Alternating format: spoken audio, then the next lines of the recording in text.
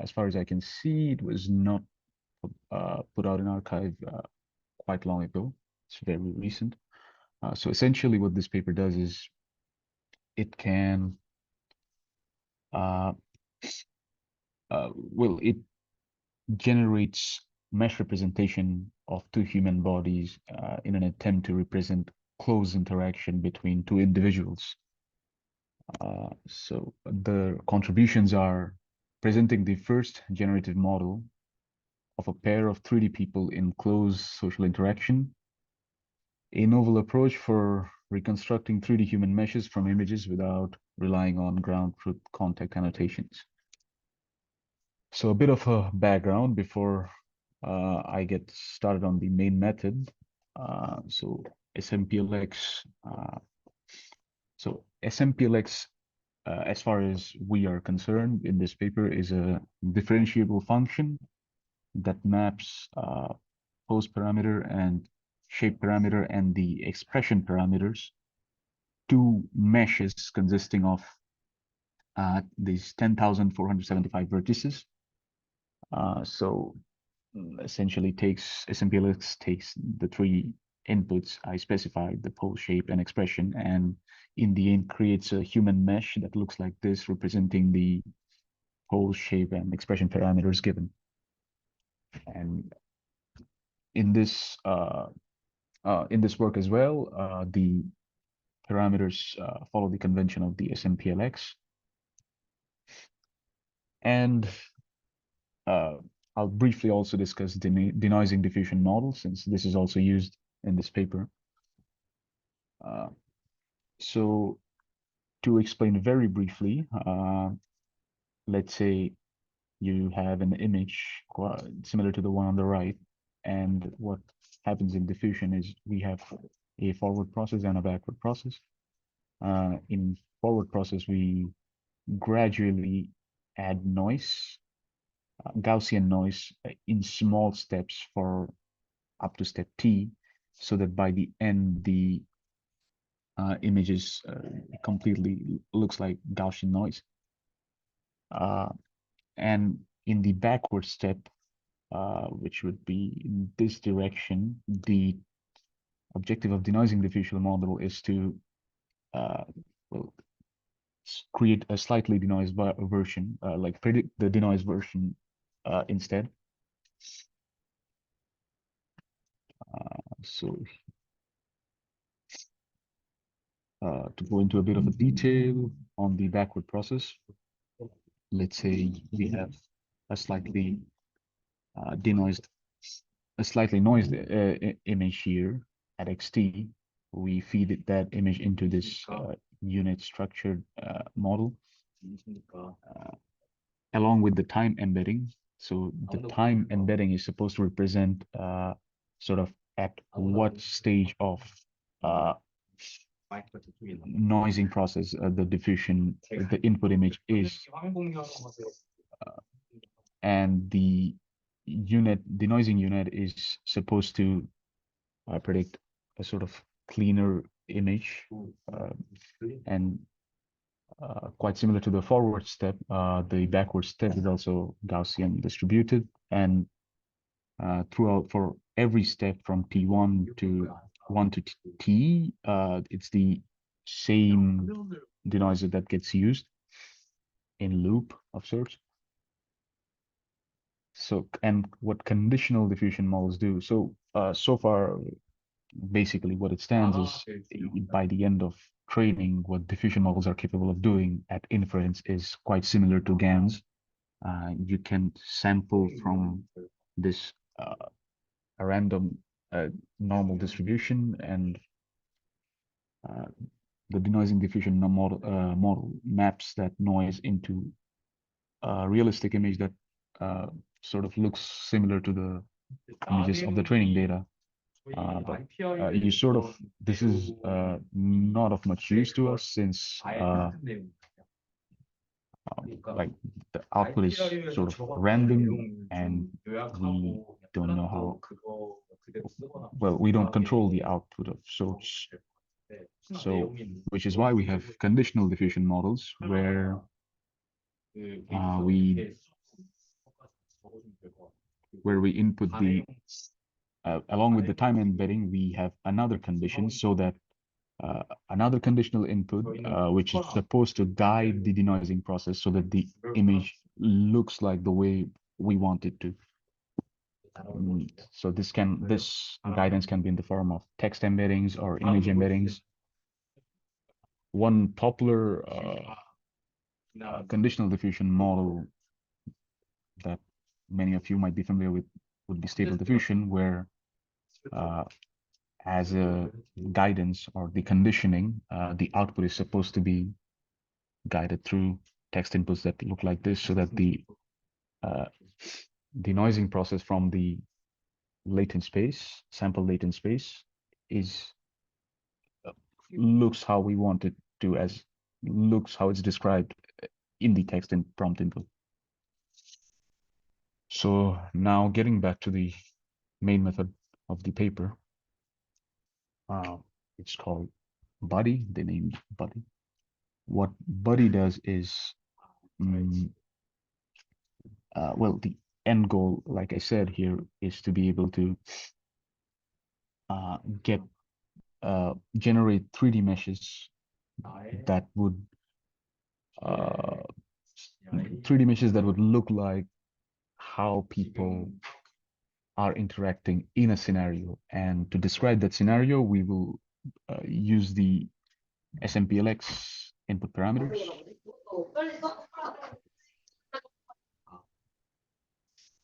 And so the diffusion component that they use here is also a conditional diffusion model, and whereas in stable diffusion, the diffusion process is conditioned on text prompt input. Here it's conditioned on SMPL parameter inputs. So imagine this: you sort of have a sort of noisy SMPL parameters, the shape, the sort of pose, shape, and as well as rotation and translation parameters for both the person in the input image, and then it gets denoised sort of in a manner. The parameters get denoised in a manner so that it would match the way we want the output scene to look like. So to take a closer look, let's say we have two person in this input image. So the first task would be to get some conditioning parameters, which would be the SMPLX parameters, representing how these two people, or what the poses of each of these two person is, or what the shape parameters are. And once we get those predictions individually out of an SMPLX model for person A and person B, how do we then translate and rotate the two persons so that it would look like the output image? So as the conditioning, we have like I said, the SMPLX parameters of person A and person B, and these are supposed to be predicted by an external model.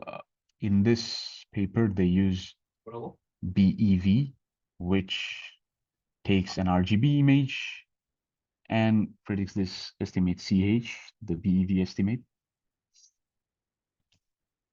And that is used, the output of that BEV model is then used as CH.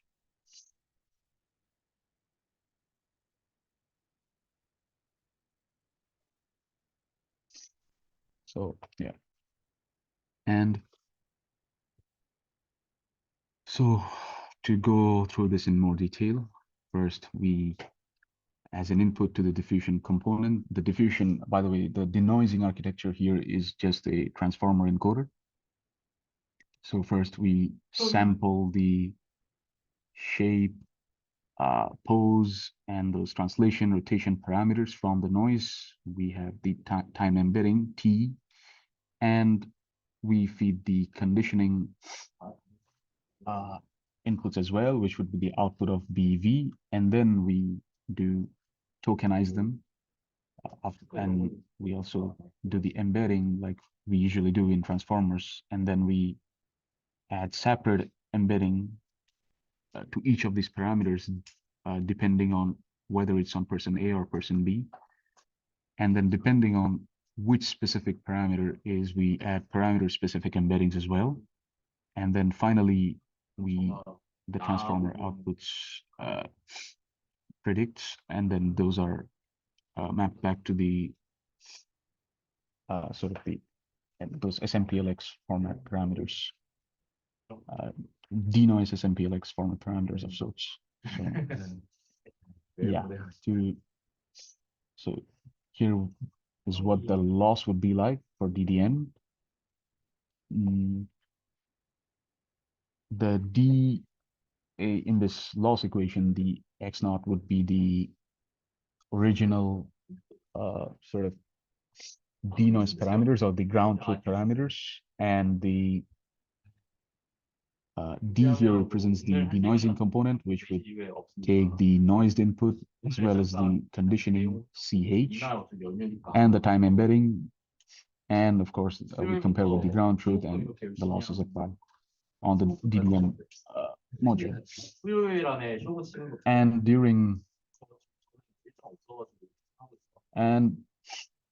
during training, we set the conditioning to null for 20% of the conditional model training. And when we train an unconditional DDM model, which is just basic latent space to outputs without any condition, like a plain diffusion model, well, the conditioning part is, of course, just null. And the overall training objective looks like this, where this L theta represents the sort of the MSE loss for the pose parameters, and LB for the shape parameters, and the gamma for the translation parameters. And V2V is just V2V is the generated mesh output from SMPLX using the parameters predicted by BV, and then comparing the vertices on a one-on-one basis, the 3D vertices, and get the MSE loss out of them all. And then this was the basic training step. In Buddy, they have two-stage training process. I wouldn't say two-stage training process, but there is a training process and there is an optimization part. The optimization part is done only during testing. So during inference, first the 2D key points and initial body model parameter estimates CH, the conditioning from the regressive BEV are detected, and then this loss is applied. I'll get into in more detail what these individual losses mean. So in this stage, I believe the 2D key point in the original dataset, I think they are derived from using VIT pose. So yeah, to get back to this, there is the fitting loss, L fitting, which is focused so that the generated mesh would match the scenario of the desired scene. So first we have the LJ, then L theta, and LP. So the LG part denotes the, after the mesh has been created, a 3D mesh, it is the joints of that 3D mesh are reprojected onto the 2D plane, and then we do a comparison with the 2D join ground truth and get this loss. And for the L theta is a prior for the solution to be close to the denoise noise. So I suppose this is a regularization step so that the parameters, the denoise parameters, are not far from the initial prediction. So basically, this optimization step is meant to sort of further rectify the SMPLX output parameters from BEV during test time. So this L theta is used as a regularization so that after this correction step, which is the optimization step, the SMPLX parameters are not vastly changed from what it was initially. And the LP here denotes an interpenetration loss between two people that pushes inside vertices to the surface. So yeah, LP's objective function would be this, where essentially what this whole objective function does is, let's say we have mesh of two-person represented by this red and blue, and they happen to intersect with each other, which is not plausible. It should not happen. Two bodies going inside each other. So what this objective function does is, let's say, within the points of intersection between the two meshes, this objective function is aimed at minimizing this, the extent to which these meshes have penetrated. So it minimizes the distance between the vertices that sort of penetrate each other. And for the next part of the optimization loss, the L diffusion part, which would be, so the learned denoising model D from body perform a single diffuse denoise step with noise level at T10 on the current estimate. The denoise estimate X hat 0 regularizes the current estimate via this loss step. So for this loss, what they do is they generate, so on the conditional DDN, they from noise level 10, they sort of do a one-step denoising process to get this X hat prediction, and then this loss is meant to minimize the gap with this single step denoising at T10 and the original input before this denoising, which would have been the output of the output at test time. And but in practical, what they say in the paper is that instead they do this loss, which is just which is just taking the loss between the parameters individually instead of this output from the denoising step. Well, it is, the output from the denoising step is still involved, but instead they take the loss with the ground truth here, ground truth parameters instead of what the parameter was initially.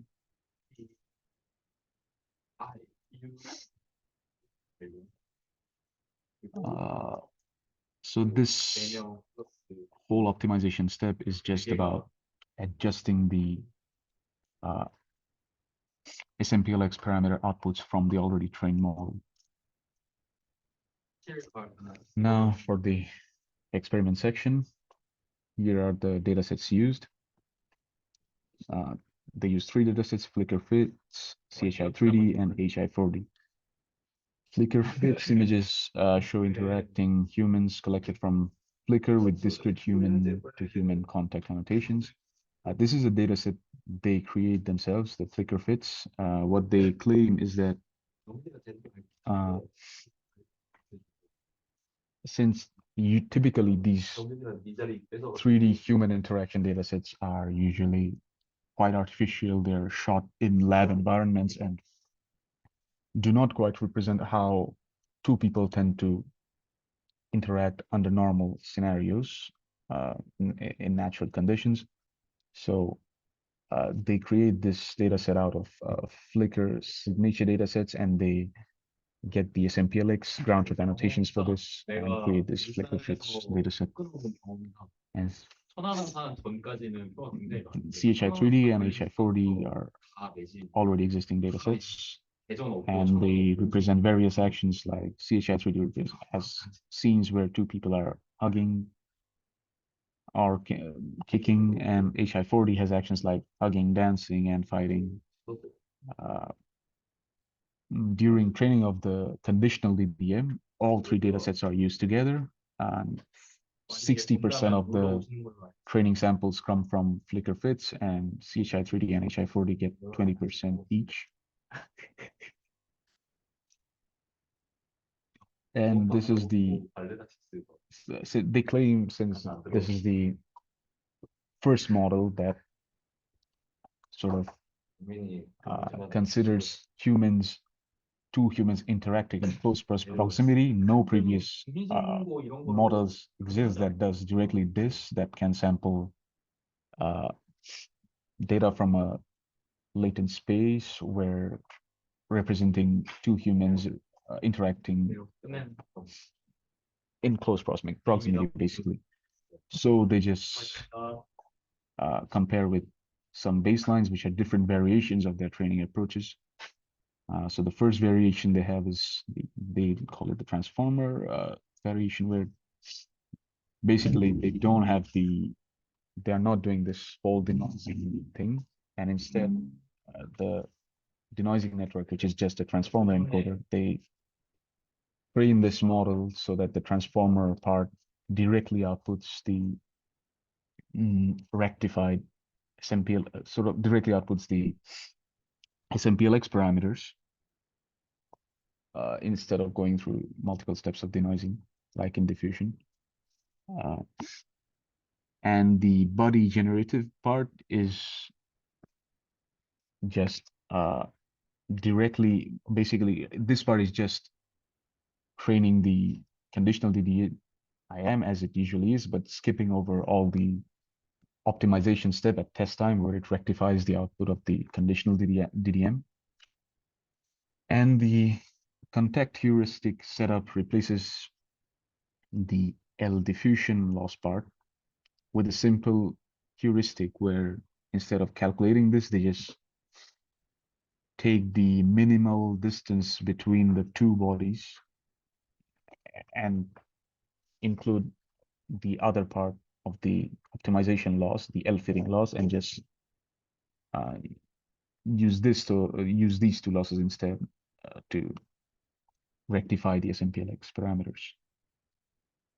And the way setup is just they train a variational autoencoder, which is also used during optimization routine. But in optimization, they optimize the variational autoencoder latent space instead of the SMPLX parameters. And the body FC is just same as their proposed approach, but except in training, they exclude the HI4D dataset. And here are the quantitative results. So the two predictions would be for each of the two bodies. And for PA and PGPE, they are typically, the body is typically best in all of them except for a few actions where the contact heuristic training approach tends to be the best instead. And on the CHI3D test, heuristic approach is, I think, higher for one particular body, but overall, body still comes out best as at joint PA and PGPE and per person PA and PGPE.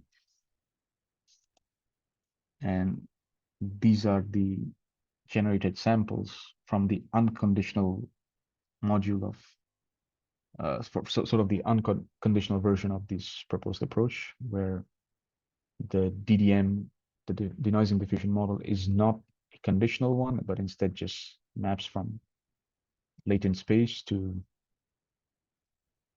uh, these mesh generations. So as you can see, the generated college results are also quite realistic, even when even when no guidance is used in the DDM part. And these are the qualitative results for the conditional DDM when compared with other approaches.